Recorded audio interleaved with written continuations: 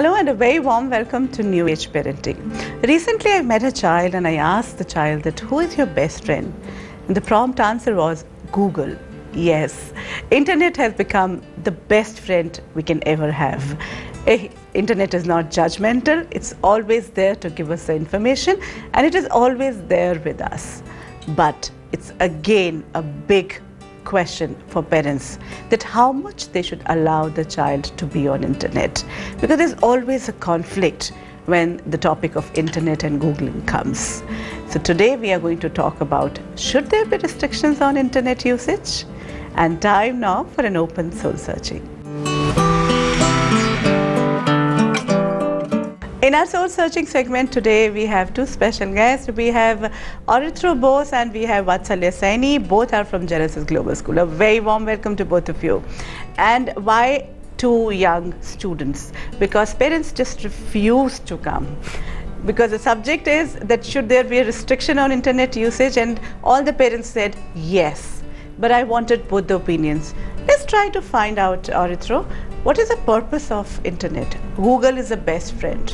Not really, ma'am. If you actually look at the internet as the World Wide Web, which it is, it's much bigger than just Google. You've got a lot of other sites. You've got Blacker, you've got YouTube, you've got Angry Ducks, which is another search engine. So I think that placing restrictions on the internet is basically just preventing the flow of information, which I think every person has a right to, and therefore there should be no restrictions on the internet. Parents should be able to trust their children to know what is best for them and to be able to actually use the internet to the best of their abilities. But what I feel is that you talked about few sites, but there are many more, which can be actually very damaging. I'm not just talking about the porn sites, I'm talking about the other sites, which can be actually, you know, working on the psyche of a young mind. So this is something I think Vatsalya has to say. Yes, what is your point of view? Ma'am, first of all, sites like, as you pointed out very rightly, pornography sites, they are open and available to children at a very young age, and it is detrimental to their development and their growth. And not only pornographic sites, we have websites like 4chan or Reddit, which post a lot of content which is just makes us close-minded about people.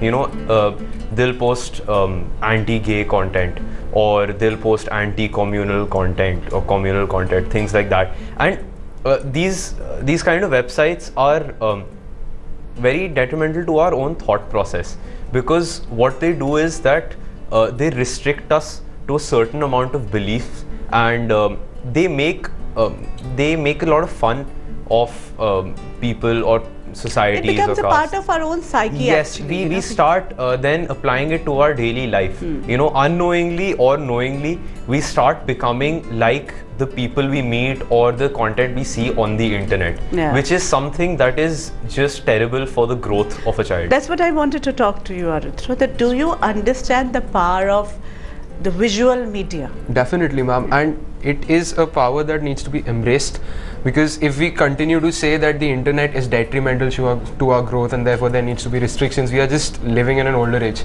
We need to understand that internet is now a part of life.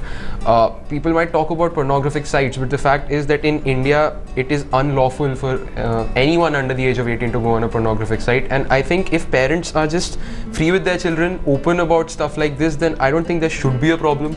And a lot of parents live in fear of their kids going to pornographic sites, and they would rather place firewalls than talk to their kid about it. There are other ways of gaining knowledge, you know. Another aspect that our total dependence, you know, getting knowledge is basically based on internet. Is it true? Ma'am, to an extent, yes. We have become very focused on getting information from Google or Wikipedia and the internet. And we feel that is the truth. Yes. Whether it's the right information or not. We believe it without actually verifying it, that it is the truth.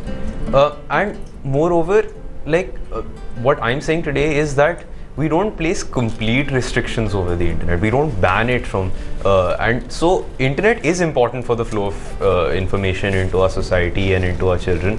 But the thing is that we need to place restrictions on some aspects of the internet. If parents talk to the child and make them, this is a very nice point, you know, like if you give them the information, if you have an open chat with children and make them understand that why it can harm you, you know, why these kind of things can become a part of your psyche, and you will not even know you'll become that kind of a personality. Will it help? Do parents have that kind of time? One, even if they have time, do they have that kind of power to convince their child? Ma'am, first of all, this process, as suggested by Arithro, it needs to start at a very early age. You need to start inculcating these values at a very early age. And the thing is that in our culture, in India specifically, parents they have the time, they have the knowledge to give to their children, but they don't want to give it to their children.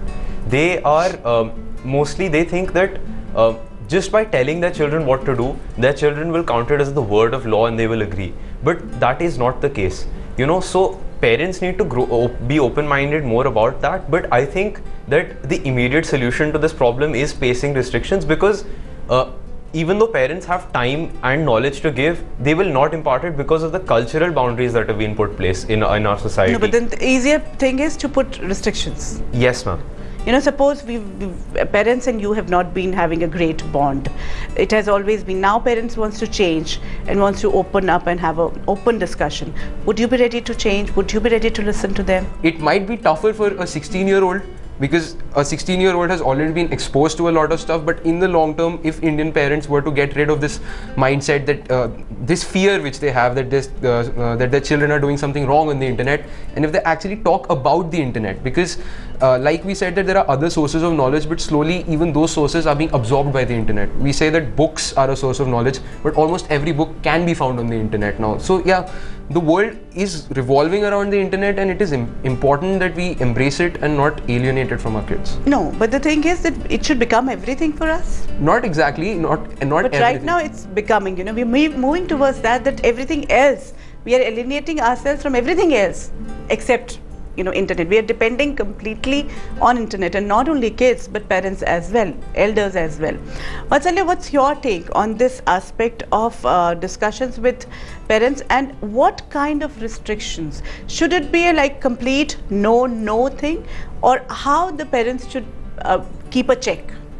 Ma'am, first of all, it should never be a complete no thing, because this generation has moved to a time where the internet has become an integral part of our life, and you know, we cannot live without it. So I'm not saying that we put a complete no to it, but there are, like I mentioned before, there are some places on the internet where we need to restrict children from going there. Another thing that parents talking to children is, the problem with that is that the children of today, if you see the younger generation, that is the group of 7 to 10-year-olds, it is quite a shocking thing to see, because their parents ask them to do things, and you know, if they have to go to the market, you know, their parents will say, do you want to go to the market? If the child says no, then they won't go to the market. Parents are giving them the freedom. So when they grow up to an age of 15, 16, when they enter their teenagers, they become that much more rebellious against their parents' decisions, you know, because they have been given the freedom to make those choices in their childhood. And so talking to them or counseling them doesn't make a difference. That at this, the parents usually give them independence when they are very young, give children the independence. But the moment they are around 14, 15, and when they start counseling, it's not about counseling, they want to restrict. That is the time the children are not ready to listen to them. What is your take on that? Because what I can understand, if done rightly, you know, if I've given you freedom to choose, and I give you the right knowledge, you know, and if I have faith on you that you will choose the right thing, what would you do? See, ma'am, absolute freedom will always lead to anarchy. Now, we cannot contest that. All I am saying is, you make the child understand the value of the freedom. I'm not saying that you make porn sites or Reddit or 4chan like available to the kids, but they should know the drawbacks of that. And what Vatsalya brought up was how parents give their children absolute liberty to do whatever they want. But at the same time, even if you're giving a choice, you need to tell the kid that why this should not be done, advise the person. And if the parents do that right, then I think we can move away from the problem of the internet and focus on parenting itself. And secondly, ma'am, I don't think it is right to place a restriction on the internet per se, on viewers Rather, it should move to the supply of the content that is coming up on the internet. It makes more sense to actually filter down the stuff which is online instead of countering people from not actually viewing it, because I again think that that actually restricts the right of the people. The internet is a very open place. Alright, it is not possible to monitor each and every person on the internet. But so like they will post content that is objectionable content, and but the important thing we need to note is that it is easier to monitor a single person. So it is easier for a parent to monitor his child, but it is not easy for Google to monitor the billions of people that are on the internet. If the child has been brought up like this, that he understands the consequences of what will happen if he continues to go on that size, you know, but for the experimentation sake, you know, you cannot restrict a growing child from experimenting. Can we? Not really, ma'am, no. But no amount of counseling, no amount of comfort level with the parent, no amount of trust can stop a child from experimenting. Can it? I agree totally with you. But the problem with restrictions is people of our age, like the arguments that I am offering, they'll pose two questions. One, why this is restricted, and two, why shouldn't I go on this site? And the problem with restriction is that all arguments that the parents might provide can be successfully countered by the child, and if you still enforce a restriction, they will somehow circumvent it. How do you restrict internet? You use a firewall, but every firewall can be broken. So if you're actually placing restrictions on the internet, that urge to experiment is growing within the child because he's being restricted. Once the parent comes to know that they have been on these sites, or you know, like they have been experimenting, the reaction of the parents, you know, how does it affect the child? Even if you are angry, there should be a way to express that anger such that the kid knows that he has done something wrong. If you just bash him up or bash her up, he or she won't realize what they've done wrong. They'll be just like, why shouldn't I do it again? So if you can actually talk to them, like, okay, fine, you've done this, but understand that why this was wrong. I'm pretty sure it's possible to impress upon the child the detrimental effects of such sites, and yet let them know that you have to make your own choice. So that would also help children grow as better human beings. Vatsalya, what you feel that if the parent, when the parent is angry and they talk to the child is ready to listen? Ma'am, certainly, but that again, like I said, needs to be inculcated from a very young age. You cannot, through the young ages of a child, you cannot beat him up constantly for little things and then expect in his teenage for him to talk to you and open up. You need to do that from the very start. But again, there needs to be a middle ground. You cannot have parents completely ignoring the, you know, the wants and the feelings of the child and not trying to discuss. And on one hand we have that, one hand we have parents who are completely liberal with their child, and you know, they let their children do whatever they want. So we need to have some sort of place where there is a equal balance of both. That's what I feel. I think that this middle ground that Vatsalya talks about, he talks about balance, right? But if you place restrictions, that is what is causing the imbalance. Immediately you're shifting from liberalism to complete conservatism. You're like, no, you can't go to that site. That does not work. Again, to strike that middle ground, you need to impress upon your kids. I've been using this word again and again, but you need to make your kid understand that what is wrong with the internet or certain parts of the internet. If the person understands, and sure, the person might visit a website once or twice, but if you give a brash reaction to that, that won't work out. 5, 6 times, 7 times a person goes to places where he's not supposed to, but if the person has been liberal with the kid, has made them understand, the kid will automatically come and tell the parent that I've been there. If you place restrictions, the kid will not, because he thinks that I've done something wrong. But if the kid is willing to discuss it with the parents, then I'm sure a middle ground can be reached. The restrictions should be in the mind. Yes, ma'am. You know, we all agree to that? They should be inculcated. Yeah, inculcated in the mind, and yes, it can happen, you know, maybe because by physical restrictions we will not be able to, we've seen it, we will not be able to stop the child. By mental restrictions, you know, by mentally preparing the child and preparing ourselves also, we have to change our thought process as well. Vatsalya and Arithro, thank you so much for this open debate. Thank you, ma'am. Take care. Yes, we really need to understand where we stand as parents, and of course we have seen the child's point of view. It is said that if you pamper the child, it weakens him, but if you love your child, it strengthens him.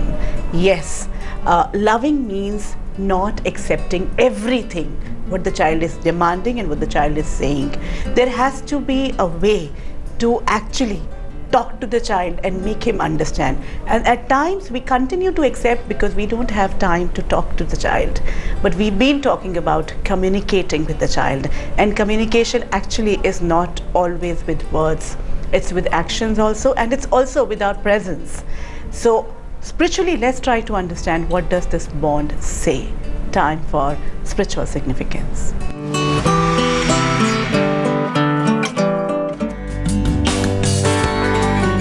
When you communicate your values and expectations to your child and trust your child to meet those expectations, it is quite unlikely that your child will ever want to fail in your eyes, because you're the most important role model in your child's life. This is how trust works, always in favor of the one giving it. Freedom has always worked to create the best innovators. When you trust a person, you free the person from your control. You let the person be to try to earn your respect and goodwill and love. Then and only then will this person try to be the best they can be. But the most important aspect is the clear communication, and also, even if the child fails to reach up to your expectations, still having trust that he or she will be ready to find their own path, and if asked, you are still trusting enough to guide.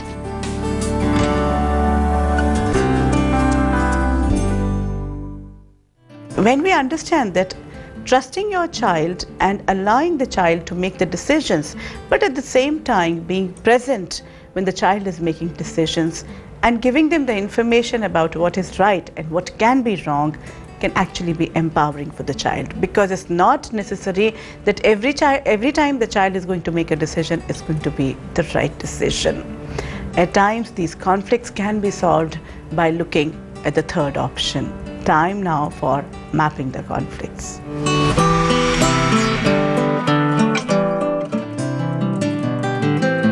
Child's view. Restricting use of internet and technology is like restricting us from breathing.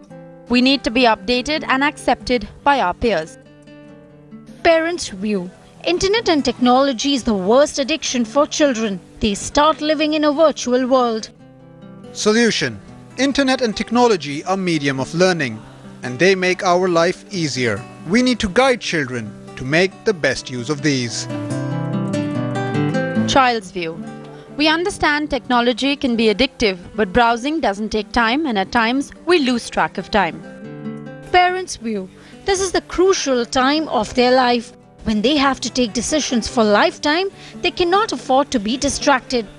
Solution. Each part of an individual's life is important and crucial. But if no amount of talking and counseling is helping, it may be time for an expert to intervene for de-addiction. It's time to take your leave, but once again I would like to thank all the parents and all the children who are responding to our show. We're getting a lot of emails, and yes, parents are talking about the subjects they want us to discuss. We would be picking up those issues in our forthcoming episodes. So till the time we meet again, enjoy parenting.